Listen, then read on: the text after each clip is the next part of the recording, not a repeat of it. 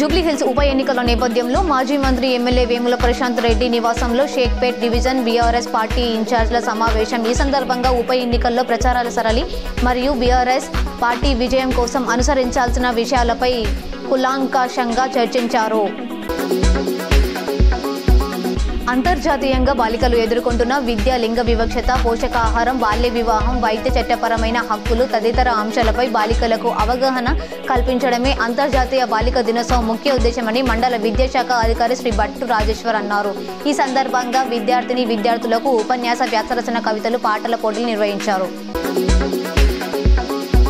బోధన్ తెలంగాణ రాష్ట్రంలో బీసీలకు అన్యాయం జరుగుతుందని తెలంగాణ రాష్ట్ర సామాజిక పోరాట సమితి అధ్యక్షులు ఉప్పు సంతోష్ మీడియా సమావేశం ఏర్పాటు చేశారు. బీసీలకు రిజర్వేషన్ అడ్డుకున్నందుకు ఈ నెల 14న బోధన్ బంద్కు పిలుపునిచ్చారు. అన్ని కులాల సంఘాల నాయకులు ఈ బంద్ను విజయవంతం చేయాలని కోరుకున్నారు.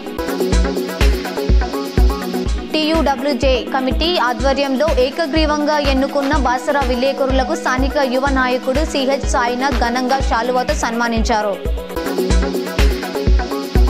జస్టిస్ గవాయ్పై జరిగిన దాడికి నిరసనగా ఐద్వా నిజామాబాద్ జిల్లా కార్యదర్శి బి సుజాత ఆధ్వర్యంలో మహిళా సంఘాల, ప్రజా సంఘాల రౌండ్ టేబుల్ నిర్వహించడం జరిగింది.